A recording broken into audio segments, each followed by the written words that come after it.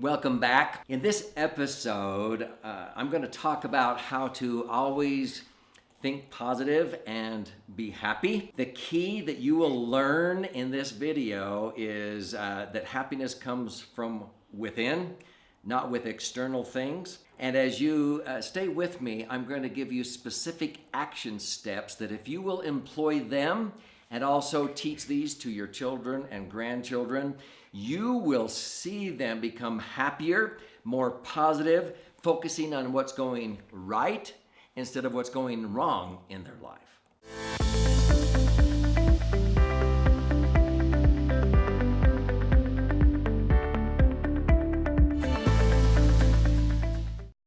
So I'm Doug Andrew, and I am passionate about helping people live an abundant life, to seize the happiness that's there for them.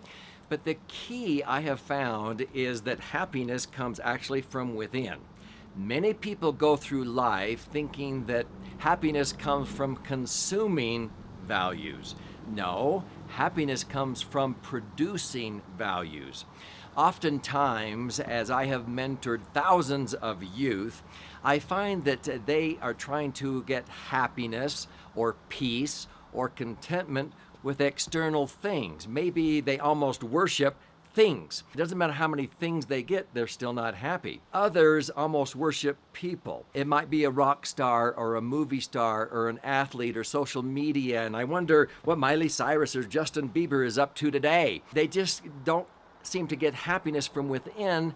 They're trying to get it from living their life through other people's lives. But then there are also the thought worshipers, and those are the ones who latch onto cliches. Well, if it sounds too good to be true, it probably isn't true. And I always snicker about that one because a lot of things in my life sounded too good to be true, and they actually ended up being true. If I would have ignored them, I would have missed out. But sometimes people have their thoughts, well, I'm stupid, well, I can't. Well, that only happens to these lucky people.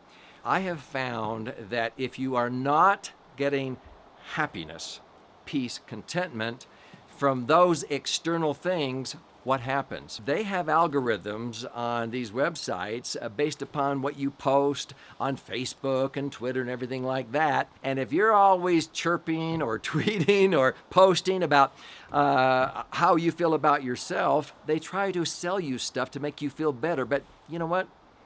It wears off. And so you have to have more and more. You get addicted to that. If you're always talking about what other people are feeling about you, what you think they think about you, they'll try to market stuff to make you feel better about what other people think about you. If you're always criticizing others, see, you're criticizing, tearing down everybody else, trying to be the tallest building in town, they try to market stuff to you. See, the key is to influence. It's not about you, it's about them. See, as a parent, it's not about me, it's about my children, it's about my employees, it's about my client, my patient. And so you want to be sincerely interested. Now, youth who cannot get that peace or happiness, that's where they get addictions. And I've helped many people with the 12-step program, whether it's addictions to drugs or alcohol or sex or pornography or shopping or sugar or eating. They're trying to escape and ease the pain that they're feeling. But that wears off. So I'm going to give you a key here on how to release endorphins in the pituitary gland of your brain that will have you feeling high on life, stronger than these external drugs and things that we take. And it's called getting on a win streak. So Dan Sullivan is called the strategic coach. I met him over 25 years ago, and we've become very personal friends. He calls this getting on a win streak in life. And so he taught me every day before he goes to bed, and now I've made this a habit. He's not missed a single night of doing this in over 18 years. I'm not that perfect, but I probably do this 27, 28 of the 30, 31 days in a month. So you can do this in a little book, or he has an app. It's free. You go on for your iPhone or your Android, and it's called Winstreak. It's a free app. It's so simple, it takes about 60 seconds. So every night, I sit down and I go, okay, what went right? What are 3 positive accomplishments? What are 3 wins for the day? And maybe I might enter in or write down, well, I got up and exercised. I ran 5 miles. I did 70 push-ups or whatever. Another one, it was our 16th grandchild's birthday that we celebrated today. Or I got 4 more chapters done in my next book. Whatever it is, I write down 3 wins, 3 positive accomplishments. Now, maybe your day didn't go so well. I remember one day, my wife and I were working out with our trainer at a gym at 6 in the morning. We had just started and we were lifting kettlebells. If you know what a kettlebell is, it's a big iron or metal bell with a handle, and we were lifting the kettlebells up. You let go and you come under real fast and catch it, and then you stoop down. We do this to strengthen our thighs to get ready to go skiing. And so we were lifting these kettlebells, and my mind starts going. I mean, I've done this a bazillion times, and my trainer knows that. And he says, Doug, focus.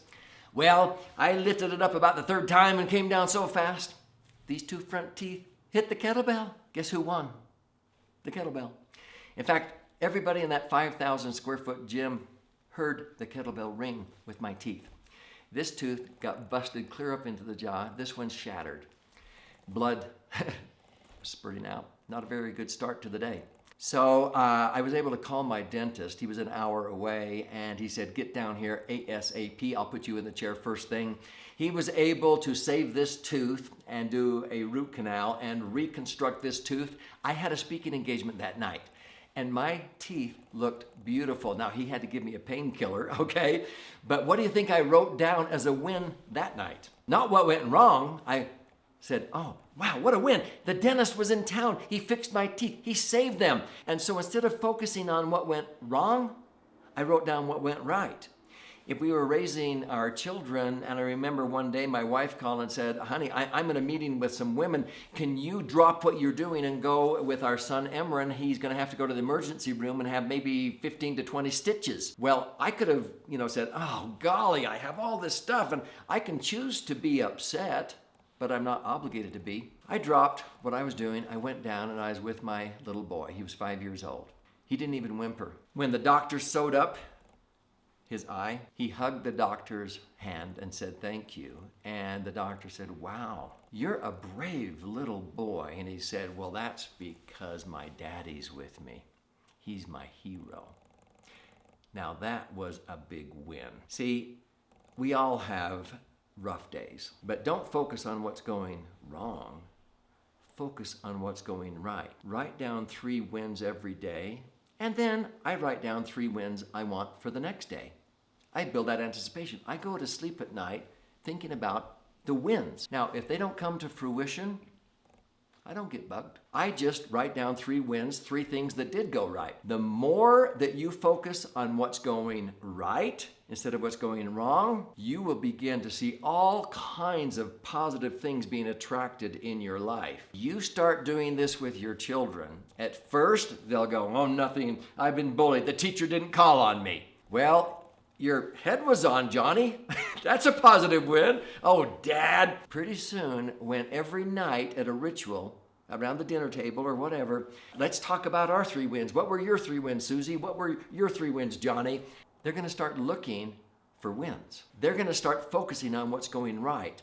Watch their countenance change, and they will learn how to release endorphins out of their own pituitary gland by having win streaks in life, and that will have them feeling high on life, stronger than any external drug or habit that is artificial and wears out. This is a game-changing concept.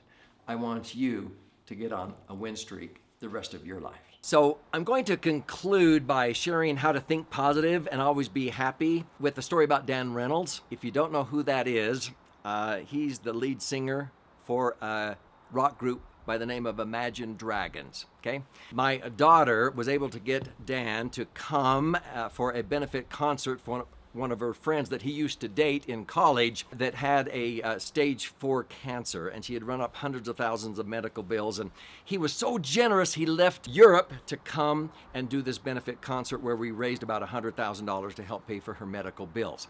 I will never forget his story because he shared that earlier he had been making some bad choices, hanging out with the wrong people, starting some bad habits, and he realized, I'm not happy. I'm not thinking positive. And so what he would do was go out and run. And after running 3 or 4 or 5 miles, he would get a lot of oxygen in his brain, and he'd come back and he would be thinking clearer. And one day he did that, and he sat down and he wrote down the new Dan on a sheet of paper. And he began to write down all the positive things he wanted in his future and what would make him happy. And as he started writing, he got energized because he was getting clarity on the things that really had lasting happiness. He got so energized, he felt radioactive, he said.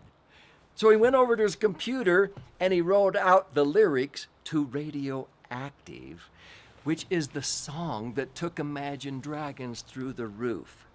Sometimes the darkest hour is just before dawn. That dawned Imagine Dragons to become the popular group they are today. But it all started with being determined to be a new person, to take ownership, to think positive, and create your own happiness from within instead of looking for external things to be happy. So I encourage you to get on a win streak. But I think also you will want to watch this particular episode about how to deal with crisis, deadlines, and insults, because that will be a game changer also to always think positive and control your own destiny and be happy.